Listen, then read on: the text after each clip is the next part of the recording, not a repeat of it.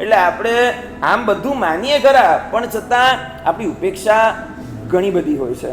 અને આ ઉપેક્ષા જ ક્યારેક આપણને આપણા ભાવની પરંપરા વધારવામાં કારણભૂત બની જતી હોય છે. નોટ નેસેસરી કે તમે આશાતના કરો છો એટલે જ આપણને કર્મ બંધાય છે કે એટલે જ આપણા ભાવો વધે છે. આશાતના કરવી એક અલગ વસ્તુ છે ને. આશાતનાનો પસ્તાવો પણ થાય, પણ ઉપેક્ષાનો ઘણી વાર પસ્તાવો પણ ન થાય. ઉપેક્ષા એટલે શું? When you are ignoring something. It's okay, હોય, થાય, ચાલે. આપણી એકલાની થોડી જવાબદારી છે. મહાત્મા વિહાર કરીને આવે ને વિહાર કરતા કરતા પાછા ક્યાંક જાય એટલે તો કે આપણી જવાબદારી છે લેવા જવું ને મૂકવા જવું. આખો સંઘ છે, બધા કરશે ને. એટલે આમાં જે ઉપેક્ષાનો ભાવ આવે છે ને, આપણે અર્યંતની આશાતના નથી કરતા, પણ ક્યાંય કામ આવી પડ્યું હોય ને ઉપેક્ષા કરશે. હવે છે ને પૂજારી, હવે એ કરશે. એટલે દરેક જગ્યાએ મારે કરવાની ક્યાં જરૂર છે? પણ મેં ક્યાં એટલે કઈ જવાબદારી લીધી છે આખા સંઘ ચલાવવાની? એટલે મારા ઉપર કઈ થોડી શાસન ચાલે છે? અને એમ કરી કરીને આપણે મૂકી દઈએ કે ભાઈ આમાં I am not responsible for everything. હું કઈ દરેક વસ્તુ માટે જવાબદાર વ્યક્તિ છું જ નહીં, મને એમાં કઈ ફરક નથી પડતો. ભલે આપણા ઘરમાં પ્રત્યેક વસ્તુમાં આપણો જીવ બળે. કારણ વગર નળ ચાલુ હોય તોય જીવ બળે, ને કારણ વગર એસી ચાલુ હોય તોય જીવ બળે. ભલે ગમે તેટલા પૈસા હોય, કોઈ એમને આમ છોકરો તમારી બારીમાંથી આમ 10-10 ની નોટે આમ ઉડાડે ને તોય આપણો જીવ બળે. ભલે ને એમ કે પપ્પા પણ હવે 10-10 ની છે, એમાં શું ફરક પડ્યો? હવે 10-10 ની 10 નોટે ઉડાડું તો કેટલા ગયા? એટલે દીકરા કેટલા ગયા એમ નહીં, આ 10-10 ની નોટ કેમ ઉડાડે છે? પણ તું ભલે 100 રૂપિયા ગયા, તને જોતો હોય તો 500 રાખ, પણ આમ ઉડાવ નહીં તું. આપણા ઘરમાં એ બધો જીવ આપણને બળે. અહીંયા આપણે ઉપેક્ષાનો ભાવ બહુ જ ભયંકર એક ઉધઈની જેમ આપણી અંદર એવો ઘર કરી ગયો છે કે we are not at all bother about anything.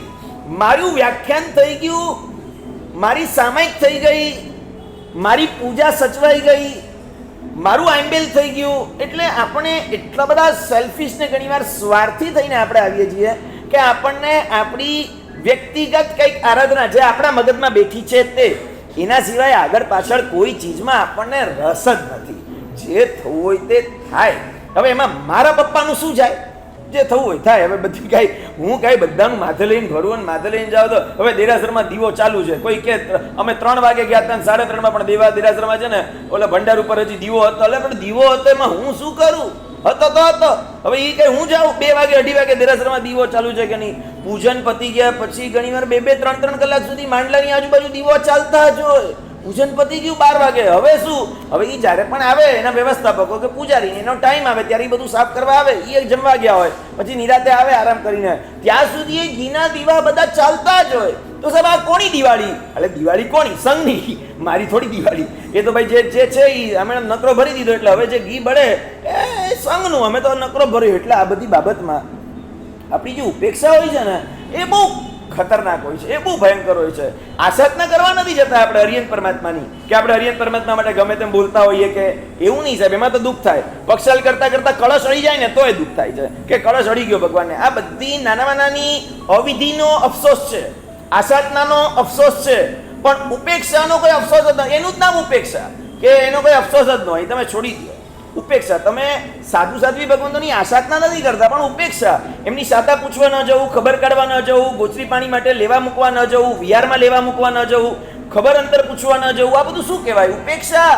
સાધુજી ભગવાનના ઉપાશ્રયમાં તમે ન જાઓ તો એ શું કહેવાય? તમે આસાધના કરી તો કે ના, પણ સાહેબ અમે એકેવાર આજ સુધી પૂછવા પણ ન ગયા કે કઈ કામ, કઈ કાજ, કોઈ ખપ, કોઈ ચીજ વસ્તુની જરૂર, કઈ તબિયત પાણી, કઈ દવા વગેરે, ડોક્ટર વગેરે, બીજા કોઈનું કઈ કામ, કઈ સાહેબ કઈ આ રીતના તમે જો પૂછવા પણ ન જતા હો તો એને શું કહેવાય? એ ઉપેક્ષા કહેવાય. અને જે પણ પદોની, જે પણ તારક તત્વોની ઉપેક્ષા આવશે ને આપણી લાઈફમાં તો એ બીજી વાર ના મળે. છોકરાઓ જોજો તમે છે ને એને ખીજાશો ને તો એને બહુ વાંધો નહીં આવે. એ એકવાર માટે થોડીક વાર રડશે ને ફરી પાછું આમ એ લાઈન ઉપર આવી જશે. પણ ઇફ યુ વિલ ઇગ્નોર, તમે જો એને ઇગ્નોર ઉપેક્ષા કરશો ને, એ સાથે બોલવાનું જ બંધ કરી દેશો ને તો એને બહુ જ હટ થાય. એટલે એ એટલું બધું હટ થાય કે એ આમ ગાંડો થઈ જાય, એની મેળે રડવા બેસે. એ બધી રીતે કે ભાઈ કયો ને કેમ બધાએ મારી જોડે બોલવાનું બંધ કરી દીધું છે. તો કે કાંઈ નથી થયું, આપણે બધા આપણી વાતો કરે છે, કોઈની સામે જોતું નથી ને એનું રડે છે અત્યારે. એ રડ્યો કેમ? એ રડ્યો એટલે કે તમે મારી નોંધ લ્યો કે હું પણ છું, હું અહીંયા છું. આજે ઘરમાં બધાને કઈ વાતનું દુઃખ છે? એ વડીલો હોય કે કોઈ પણ હોય, સાહેબ પ્રોબ્લેમ કાંઈ નથી, બધું જ છે, ખાધે પીધે પૈસે ટકે, કાંઈ એમ વાંધો આવે એમ નથી. સાહેબ એક જ વાતનું દુઃખ છે કે સાહેબ ઘરમાં અમે છીએ એવું લાગતું જ નથી. એ જે ઇગ્નોર થતા હોય છે ને વાત, એ વાતનું દુઃખ હોય છે કે તમે જાઓ, તમે તમારી લાઈફ છે, તમે જીવો, દે ડોન્ટ માઇન્ડ. ભાઈ તમે કમાઓ છો ને તમે ખર્ચો છો ને તમારી લાઈફ છે તમે જીવો, અમારી લાઈફ અમે જીવી લીધી, તમે તમારી જીવો, એમાં પ્રોબ્લેમ બહુ હોતો નથી. પણ ઉપેક્ષા